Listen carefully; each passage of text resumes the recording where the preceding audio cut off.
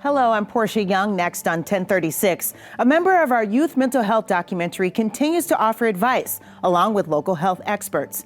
Wisconsin's U.S. Senate candidates will soon debate in our studios. We'll look at what debate offers voters. And we'll take you on a special journey to the Ukraine border.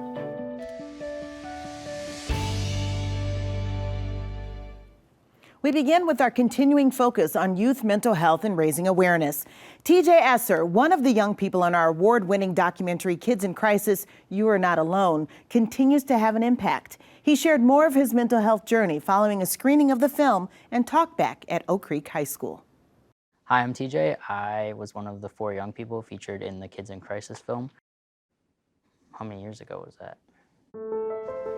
I think a lot of trans students especially suffer from so much mental health because it's not always an open place in schools to be who you are.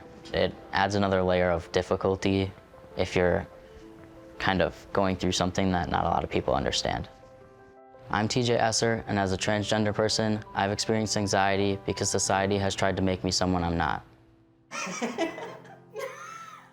Watch your fingers. Yeah, that'd be good footage. Yeah.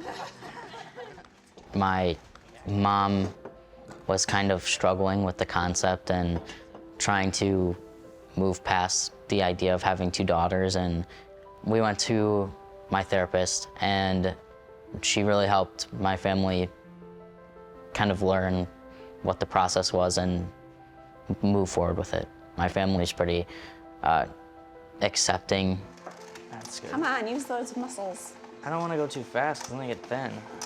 The metaphor of the blue crayon wrapped in red paper was from a book that my mom had gotten me to help me explain to people who probably weren't getting it about my situation, and it was an easy way to explain to people what I've gone through.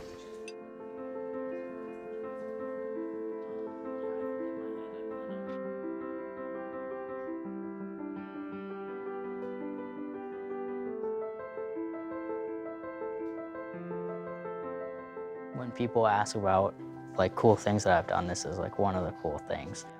Looking back as far as like when we were actually making it, I don't think I realized the impact that it was going to be having and the people that it was going to reach. So it's been cool to see it grow and spread.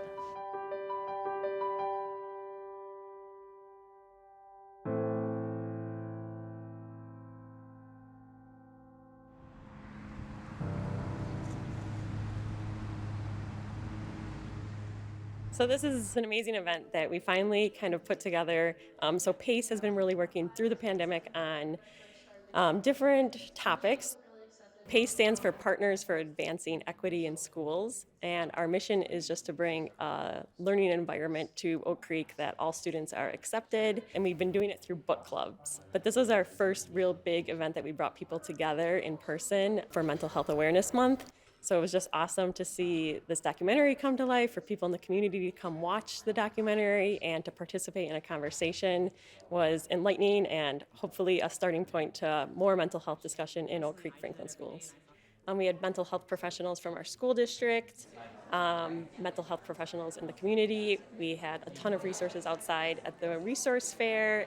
We wanted TJ, one of the participants, obviously, to be involved so that we could see his perspective and how much he's learned throughout this process now that he's a little bit older. I graduated high school in 2020, and then I started school at UW Oshkosh. I'm majoring in business management and finance. After I graduate, I'm hoping to go into commercial real estate investment sales, so real estate. Since the documentary, I had top surgery relatively soon after, so that was great. It's a powerful journey to be on. I had already been on T for a while, 6 years on testosterone. My beard gets fuller every year, so that's cool. There's a whole bunch of physical changes, obviously. Top surgery was huge for me, as far as even just like working out and being able to function in life. And I think that my transition isn't necessarily a huge part of my everyday life. So I'm at a point in my transition where I can say that, and I'm lucky enough to pass. It's a huge privilege. most people at college don't know that I'm trans unless they follow me on Instagram or it comes up in conversation. I don't hide it, obviously, but it's not something that comes up all that often.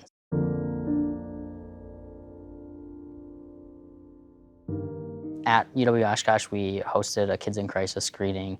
About 180 people came. My girlfriend was the one who put it all together. I worked closely with Sarah, my girlfriend, on Active Minds. It's a club on campus, and we host weekly, every other week. We host meetings, and then we also do events every once in a while to help with people's mental health. We do group discussions and art nights and art therapy. Being in school, and especially like middle school and high school, when I was coming out and as I was, dealing with all of these big emotions and big feelings, the people that I would choose to go to if I wanted to go to people is people who made it pretty obvious that they would be accepting. I think these types of events are so valuable, especially with the panelists. I think that the talk back really gives people insight that they wouldn't get anywhere else. Dr. Groh, TJ, anybody up on the stage, even anybody here at all. I'm an elementary school counselor in a different district, and we've been inundated, I'm gonna try to keep my composure, from parents needing desperately help. They aren't receiving it because the wait is so long. If you think about what you saw in the documentary, those young people were talking about the way they were treated every day, the way people treated them all the time, the way their peers treated them, the way their teachers treated them, the way their environment treated them. So anything we can do to help people take on the mission of being a little kinder, being a little more understanding, be a little more patient with people. What I could do for a kid in an hour of therapy or 2 hours of therapy or a month of therapy can either be enhanced by the way the rest of that kid's life treats them, or can be torn down by the way the rest of that kid's life treats them. So we all have a responsibility here. I'm extremely grateful for all of you for being here tonight for this first step in that conversation. It's easy to feel like you're completely alone and like you're the only one going through what you're going through, and you won't be accepted if you come to terms with it, or if you're vocal about it, or if you ask for help.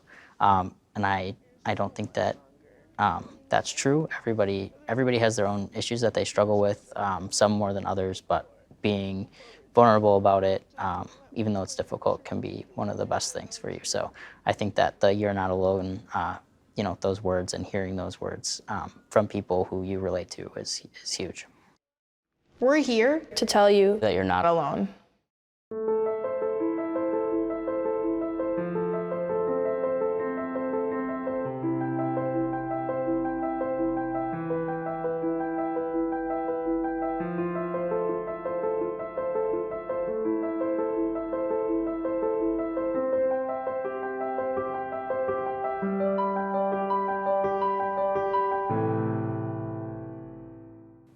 Children's Wisconsin opened a first-of-its-kind walk-in clinic earlier this year to help with the mental health of our kids.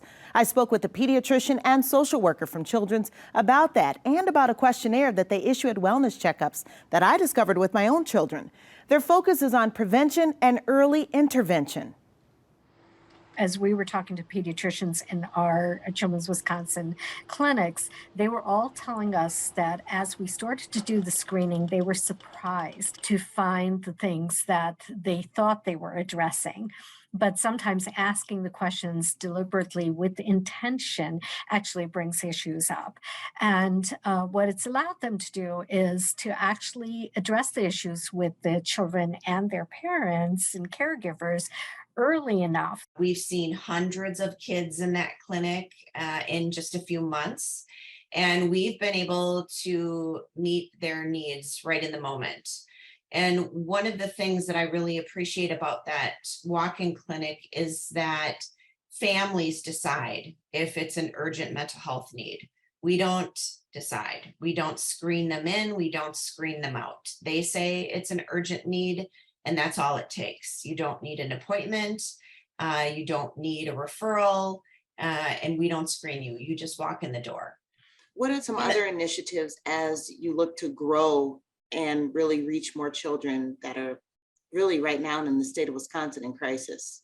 By the end of this year is what we're going to call a continuity clinic. And that is going to be also something brand new, something we've not done before. And again, it's going to meet an unmet need in this community for families who maybe have come to the Craig Yabuki walk-in clinic, maybe they've called us to access mental health care and might be waiting for an upcoming appointment. But we know that while they're waiting for what it is that they need, maybe that's intensive outpatient program, for example, or an appointment with a psychiatrist, that we just can't let them wait. We will see them in the continuity clinic on a regular basis for a short period of time until we can get them from here to there. Is Wisconsin on the forefront of these kinds of initiatives for children in America?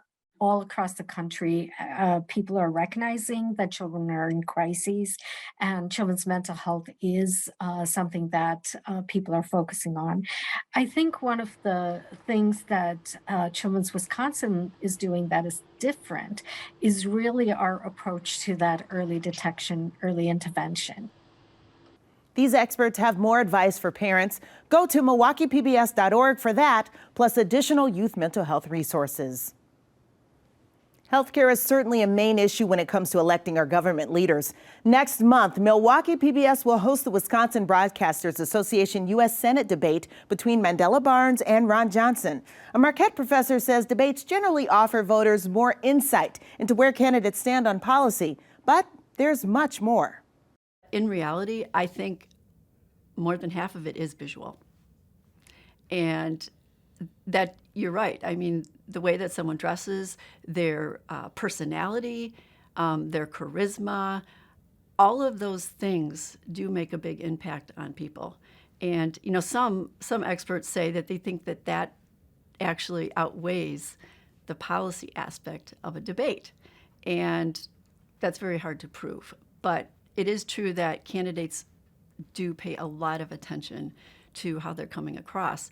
And just for an example, one of Reagan's aides thought that politics is actually so visual that literally, and this doesn't direct to a debate per se, but it still illustrates the point, that the way he knows the president did a good job in terms of the media is you turn the volume down on the television and you just look at the picture.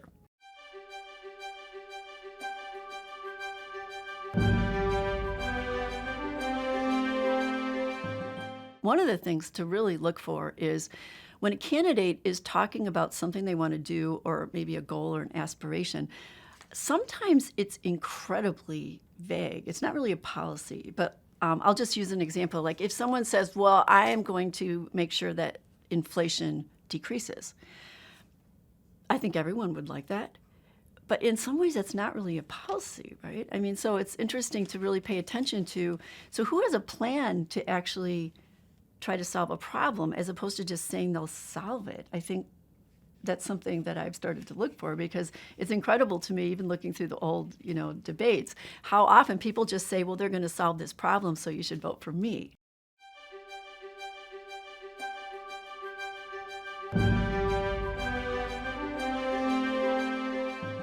In this particular Senate race, I think Ron Johnson is much more of a known factor than Mandela Barnes, especially statewide.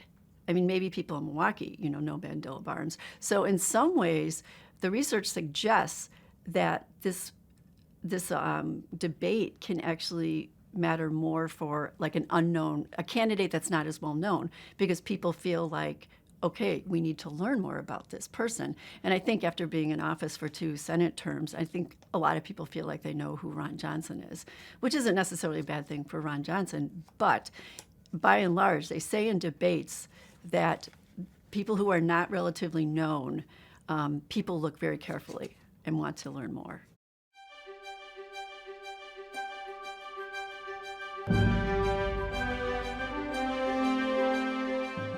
In the polarization that we have, a lot of people are locked into their parties.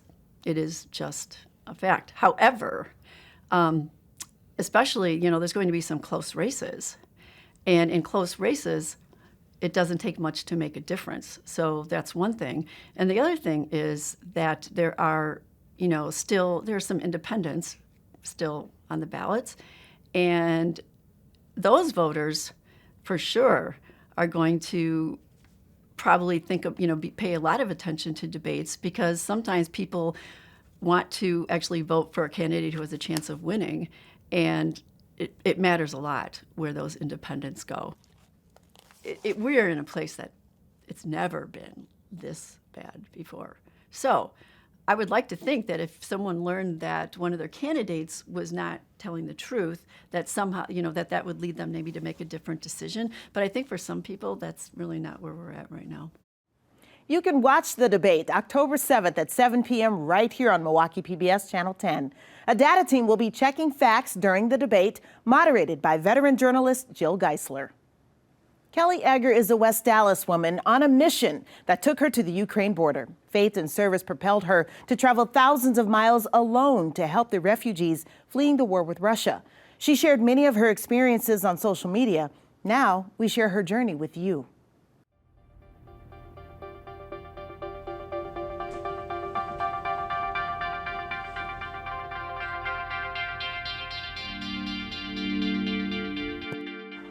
Hey everyone, so I think I'm all packed up, ready to go. I have another 6 bags downstairs full of stuff, and I just wanted to spend a couple of minutes just letting you know how much I appreciate all of your support. And I've been thinking about this trip, and there's a quote by Ralph Waldo Emerson. He said, the purpose of life, it's not to be happy, it's to be useful, and to be honorable, and to be compassionate, and to have it make a difference. And that's always been my heart, to serve my community. I'm not going to do this to fix a problem or to be self-fulfilling. I'm going because I really feel their burden and I want to help them carry that load, literally carry that load. Again, I will carry a baby, I will tote a toddler, I will walk for miles if it allows that mom to just rest her soul for a moment. I will pass and make out food from sunup to sundown if it fills bellies that haven't eaten for days. I will try to be as useful as possible. I look forward to bringing you along on this crazy journey, and I'll just keep you updated. So hugs, kisses, thank you so much. So I started posting on Facebook on day 2 because day 1 was legitimately a full day of travel. So day 2 says, not gonna lie, after 26 hours of travel, getting to the women's shelter in Moldova at 4 a.m. and then waking up by 9 to start the day was tough. But sleeping wasn't why I came here. We participated in a network of organizations that were working along the Ukraine border checkpoints in Moldova. Main objectives: 1, create a refugee database to share. 2, how to keep the sharks, aka men that want to exploit women, from getting these ladies after crossing into Moldova. After lunch, we headed to a refugee camp. We met Diana from Odessa, who was trying to get her daughter through a medical training on her cell phone. She asked Pastor Oleg if he had a lead on a laptop. Me not being local, I really didn't know how that was going to come about, but within 2 days, Pastor Oleg had a laptop for her. And so at one of the distribution days, we saw her, and it was in the van, and I ran and got that laptop and handed it over to her, and we didn't speak the same language, but there was so much joy in her eyes, to the point of tears and hugs. In one picture, I'm holding baby Ishmael. He has a form of Down syndrome and a heart issue, and Mama is worried if he is going to die soon because he isn't getting the medical treatment that he needs. From there, we went to an open market and purchased roughly 100 pairs of sandals, and we gave those out several of them to a Ukraine gypsy camp. Day 3. Today we distributed the last of the hygiene kits that were packed at the Ridge Community Church. The first picture is the calm before the storm. These ladies are still trying to get in. It was chaotic, overwhelming, but bittersweet to see the actions of those back home support the Ukraine refugees. After we drove out to the country and delivered some of the supplies to the orphanage, it was so calm. Say, hey, puppy. Hey, puppy. But it made me think that just an hour in another direction, there's a war. Thousands of deaths, hundreds missing, and millions displaced. I saw a fraction of those fleeing. I finished my day playing cards with the girls at the group home, and we laughed, and we listened to music, and we exchanged stories, and I never won a round of Moldovan Uno. Day 4. We worked at distribution center further away from the city, a little further away from Chisinau. This one was much more relaxed and well organized. Families waited to go through and gather their supplies. Everything had a place and a place for everything. Everything was weighed and documented, and the government actually requires that their paperwork matches up to what was donated here in the States. We also purchased food for the Ukrainian gypsy camp just outside of Chisinau. These kids have never eaten a banana. One little girl just stuck the whole thing right in her mouth. They were surviving off of oats and boiled onions for about a month. Day 5. I'm seriously losing track of what day it is. Yesterday was 7 hours of handing out supplies. And today we cleaned buckets, lots of them, and we delivered water filtration systems to Ukraine refugee camps. There are 54 camps across the city. One we visited had 30 people and another had 150 people. The people are transients. It's getting hotter and the bottle of water is really expensive. And pipes in Moldova are old and rusty, and you shouldn't drink the water out of them, but in some extreme cases, it's necessary. I've just been thinking about the last few days and how all of these small acts and these small moments have led me to a different state of mind. Now, as my awareness grew, I've been able to see how a small act of service just has this ripple effect on others. And if you're wondering, bubbles are the international activity for happiness. I've seen this here, and I've seen this in other parts of the world. So when a child is excited to play with bubbles, you can just see it in mom's entire body, how happy she is. Now, again, I've been thinking about what I'm doing here, and it's not helping because obviously these people aren't weak. Many of them have left their homes, their husbands, their stuff to travel a great distance. I'm certainly not fixing anything because these aren't broken people. I guess what I'm doing here is just playing a part in serving them. I think back to love your neighbor as yourself. That's literally what I feel like is happening. I think I'm on day 6. I was able to get into Ukraine. Honestly, the number of people has slowed down since Easter. What was shocking to me was that the number of people actually going back into Ukraine seemed to be greater than the number of people coming out into Moldova. What's happening is they want to get back to their homes to pick up more supplies, maybe possibly see their spouse, that the spouses that have to stay back. And the sad reality is that they really want to know if they still have a home to go back to. This video is of a tent camp. It holds up to 400 people. People can stop here and rest here before they get on buses just beyond that to go into Moldova. They'll go into Moldova, Romania, and other parts of the EU. There are toilets, but no showers, and this really is just a temporary stop before they head on to their next part of their journey. We're at the Moldovan-Ukrainian border right now because the majority of the southern cities in Ukraine that have been attacked by the Russian army had people run through this border, and then another one, it actually got most of the hit with a lot of refugees with moms and babies carrying their suitcases and plastic bags around from farther Ukraine, some of them traveling 2 to 3 days.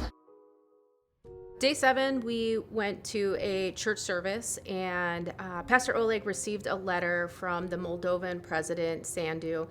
And the letter states that she thanks his church and his team for the efforts in serving the Ukraine refugees.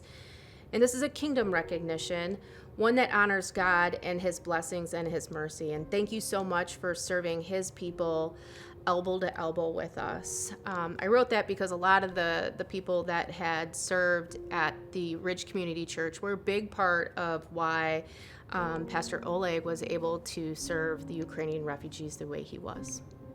It was bittersweet coming back and seeing my family, but I was definitely ready to come home. Hear more from Kelly on our YouTube channel. And remember, check us out on Facebook and at MilwaukeePBS.org. We'll see you next time.